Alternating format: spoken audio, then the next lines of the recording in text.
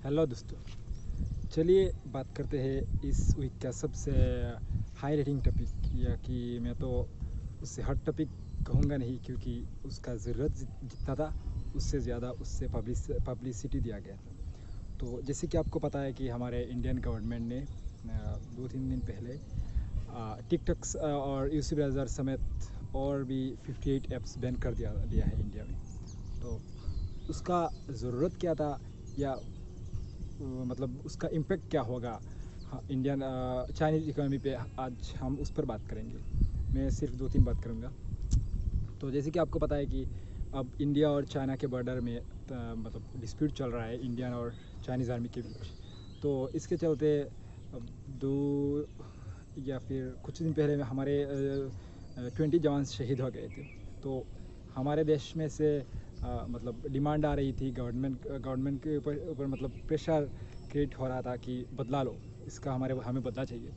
तो क्या हुआ, तो इसके पहले में हम और एक बात मतलब करते हैं कि टिकटॉक या फिर वो जो ऐप्स बैन किया गया है, उन पर आरोप था कि वो यूज़र्स का डाटा मतलब स्टोर कर रहे थे और उनसे बेच रहे थे।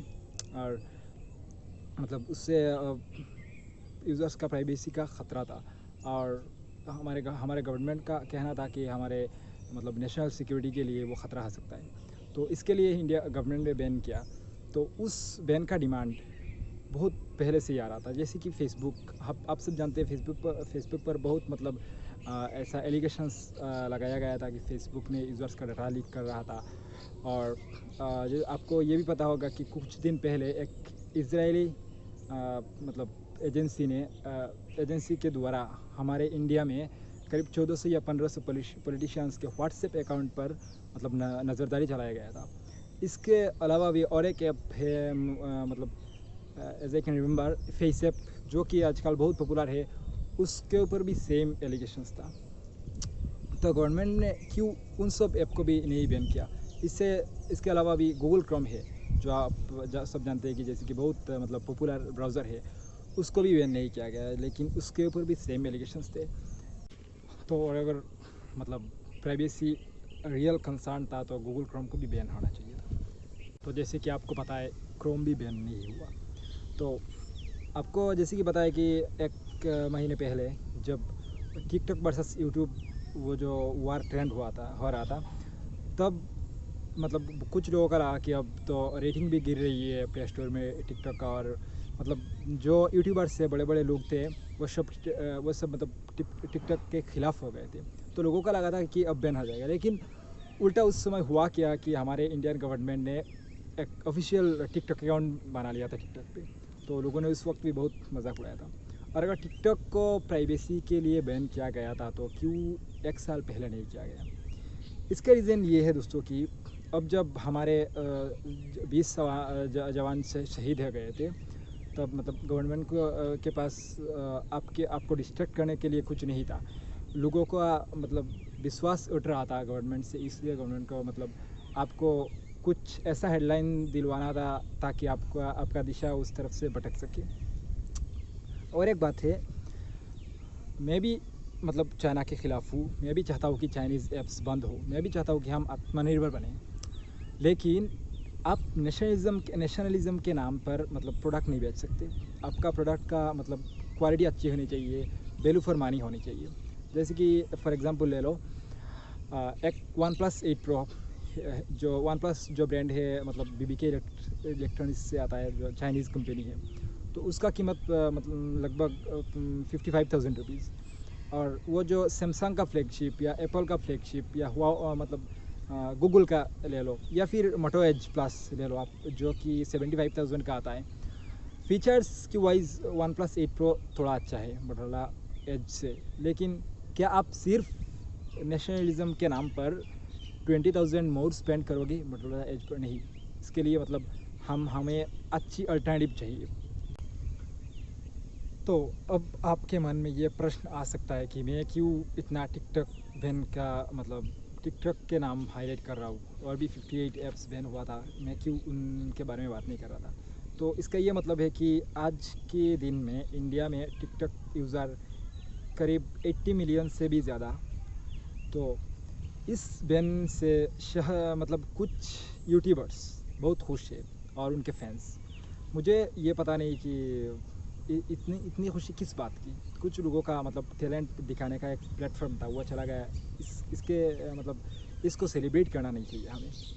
और हाँ, वो तो बहुत आसान चीज़ है कि कुछ मतलब फेमस या कुछ बड़े यूट्यूबर्स या किसी ने टिकटॉक के ख़िलाफ़ एक वीडियो बनाया, उसके बाद उस वीडियो के सपोर्ट में उस सिर्फ मतलब ट्रेंड के हैशटैग यूज़ करके और भी लोग उसके पक्ष में खड़ा हो गए उस यूट्यूबर के। और उस उन्हें पता है कि उसका तो बहुत बड़ा फ़ैन फॉलोइंग है। हालांकि वो मैं फ़ैन फॉलोइंग नहीं कहूँगा, अंधभक्त कहूँगा। तो उन अंधभक्त का सपोर्ट मिलेगा, उनको भी थोड़ा बहुत पब्लिसिटी मिल जाएगा। तो इसके ये काम बहुत आसान है कि मतलब ज़माना जिसका ख़िलाफ़ हो जाता है उसके पक्ष में खड़ा होना बहुत मतलब मुश्किल होता है। लेकिन जो ट्रेंड में है, जिस तरफ पानी बह रहा है उस तरफ चले जाना तो बहुत आसान है। इसलिए आप अब देखेंगे कि बहुत लोग सेलिब्रेट कर रहे हैं। ये मतलब ये रेसिज़म, हमारे ये जो मतलब रेसिज़म का नंगा नाच है। लेकिन क्योंकि टिकटॉकर्स के बारे में लोगों ने बहुत कुछ मतलब बोलेंगे, तो आपको लगेगा कि मैं भी टिकटॉकर हूँ। नहीं, मैंने कभी टिकटॉक ना ही यूज़ किया, ना ही मेरे फ़ोन में टिकटॉक इंस्टॉल्ड है। लेकिन मुझे लगा कि ये भी ज़रूरी है, क्योंकि मैं किसी को पसंद नहीं करता, मैं किसी प्लेटफॉर्म को पसंद नहीं करता। इसके ये मतलब नहीं कि मैं उनका एग्जिस्टेंस रिकॉग्नाइज़ नहीं करूँगा। हाँ, मुझे वो पसंद नहीं है, ये बात सही है, लेकिन इसका मतलब ये नहीं कि उनको बैन हो जाना चाहिए। और आपको भी मतलब अगर क्रिंज कंटेंट के लिए आप टिकटॉक के ख़िलाफ़ हो तो मैं भी आपके साथ खड़ा हूँ। लेकिन क्या यूट्यूब पे सॉफ्ट पॉर्न वीडियो नहीं चलता? सारे सॉफ्ट पॉर्न वीडियो तो यूट्यूब पे ही चलता है। आप ट्विटर खोल के देख लीजिए, वहाँ पर पोर्नोग्राफी का क्लिप अपलोड होता है। या फिर आप इंस्टाग्राम खोल के देख लीजिए। अगर क्रिंज कंटेंट के लिए कोई प्लेटफॉर्म हमें बैन करने की डिमांड करनी चाहिए, तो वो सभी मतलब प्लेटफॉर्म में ऐसे लोग मिलेंगे। तो इसका ये मतलब नहीं है कि पूरा प्लेटफॉर्म ही बैन हो जाना चाहिए। मतलब वो जो 80 मिलियन लोग हैं, सभी तो ऐसे नहीं थे। इसमें से कुछ बुरा लोग थे, जैसे कि टिकटॉक में होंगे कुछ बुरे लोग, ट्विटर में भी होंगे, फेसबुक में भी आप शायद ऐसी मतलब गंदी वीडियो देखते होंगे। तो मुझे लगा था कि ये बात भी आपसे। अब बात आती है कि इस मतलब 59 ऐप्स बैन के इम्पैक्ट का। मतलब मुझे लगा 59 ऐप ही क्यों भाई, और 10 भी कर देते। हाँ, मुझे पता है कि वो थोड़ा मतलब अश्लील फील होगा, लेकिन हमारा फीलिंग्स तो तब थोड़ा अच्छा ही होता है ना। तो इसका इम्पैक्ट क्या होगा? मतलब चाइना क्या उस पर डिपेंडेंट है? नहीं, एक्चुअली हम अगर चाइनीज़ सभी प्रोडक्ट्स बायकॉट कर दे तो नुकसान हमारा ही होगा। इसके लिए हमें पहले इसका अल्टरनेटिव ढूंढना पड़ेगा। हमें इससे अच्छा प्रोडक्ट हमारे देश में मैन्युफैक्चरिंग करना पड़ेगा। लेकिन सरकार वो कर नहीं पा रही है, तो आपके दिशा भटकाने के लिए सब मतलब ड्रामा कर रही है। तो इसके लिए आप दिमाग वाले हो, आप मुझे लगता है कि आप सोचोगे।